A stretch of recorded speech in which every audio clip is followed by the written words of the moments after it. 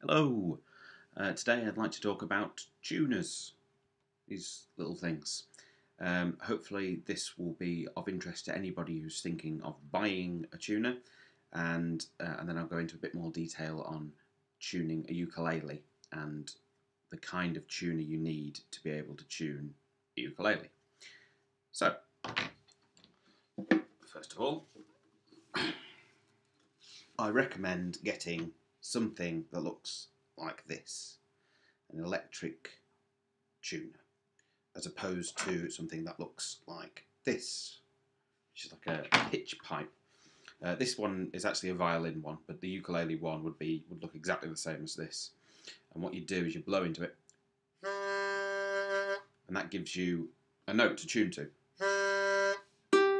And then you've got to try and match that note to that note.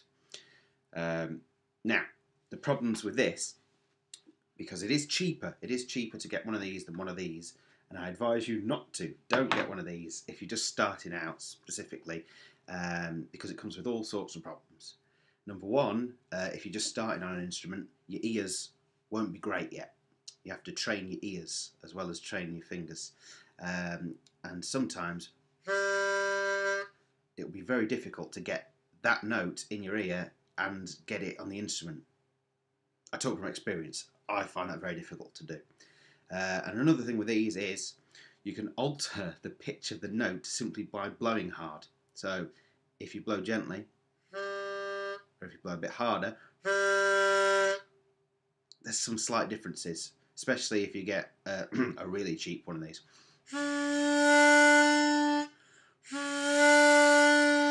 So the note changes depending how hard you blow. So if you're not consistent with your blowing, that's no good. So you want something like this, something you clip on to your headstock, and that when you pluck a string, let's see if I get this in shot. When you pluck a string, oh look, G, and it's in tune. You want something like that detects. So if I just detune, oh look, you've got the G still, so it recognises that that's the G string, but the little arrow is flat. So if I try and move it up, let's see, there we go. So I suggest getting something like this, an electric tuner. But the important things, specifically for a ukulele player, is you need one that says on the box ukulele tuner, or one that says chromatic tuner. Because some that look like this one, for example, this was my first tuner when I was playing the guitar, and it only tunes the guitar, so it'll only recognise the strings of a guitar. It won't recognise the strings of a ukulele. So you've got to be careful. Some tuners nowadays tune guitar, bass, violin. Don't get one of those if you want to tune your ukulele. Some say bass, guitar, violin, ukulele. They'll be fine. But the golden rule is, if it says chromatic, it can tune any notes. So get one that says chromatic or ukulele if you're wanting to tune a ukulele. Right, and that's basically it. You should be safe with that. But I will go into slightly more detail because there's lots of numbers involved with tuners, and quite frankly, they're confusing. So there's a thing called an A4 range. And most tuners will say they have an A4 range between one number and another number. This is the one you don't really need to worry about much, but I'll just explain what it is. So I looked up a tuner earlier and it said that its A4 range was 430 to 450 hertz. All right? And this basically means that the note you tune to will be in tune. So if you play an A on a piano, right, hopefully it should be 440 hertz. So and most tuners are set to 440. So that means that they will play in tune with a standard piano, which is what you want. But in some countries, they tune their notes slightly differently. So they might tune it to 442 just to confuse everyone, which is really annoying. So that range, A4 range, just means you can set your tuner to be in tune with whatever the tuning of the people you're playing with. So if you've got if you're going to Germany, you might tune to 442. Who knows? But if you don't know anything about that and you have no idea what I'm on about now, don't worry. Get one that has 440, and most of them are set to 440, and leave it at 440, and you'll be fine. The other one is more important, the tuning range. So don't mix these up. That was A4 range, and this now is tuning range. The tuning range of a tuner is important. So it's the range of notes it can pick up. So I had trouble once. I bought a chromatic tuner for a bass guitar, which had a low string on it, and it couldn't detect that low string because it didn't go low enough. The problem with the ukulele, because it's higher than a guitar, some tuners are only really for guitars, and they don't go high enough to pick up the high strings of the ukulele. So what you need really is the ukulele range. So the G is 392 hertz, your C is 261.6 hertz, your E is 329.6 hertz, and your A 440.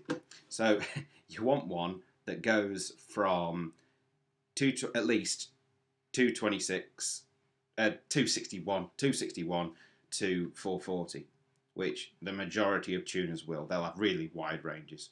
The one I looked up was 27.5 to 1,760, so massive range. The ukulele's only got a small range, really. We've only got 2 octaves, and in the tuning, we've not even got that. So you're probably going to be safe with the tuning range, but just check, just to make sure that it goes at least from 261 to 440, which it probably will, but just letting you know. Right, that's about all the technical stuff. Apart from the battery, that's one thing I will say. These tuners all take one of those little tiny round lithium batteries, and it's CR2032. That's what they take, most of them. CR2032. And now that's one thing to mention while I'm talking about battery, is they do go through them. So if you've been tuning for a while and maybe it used to be really bright display and now it's, you're struggling to see it in sunlight or whatever, your tuner's not broken, probably. It'll be the battery. Or if it's a good tuner, it picks up your string straight away, and then all of a sudden it's not, and it's taking its time, or it's getting the wrong notes or something. Probably the battery. Don't throw your tuner away. Change the battery. If that doesn't do it, your tuner's broke. But it'll be the battery more often than not, hopefully. Right, so now just a brief bit about buying a tuner and what you want to go for in the physical design of a tuner. This is a Snark. It's my favourite tuner at the minute because it's good at tuning. It's really tight tuner and it does the job quickly.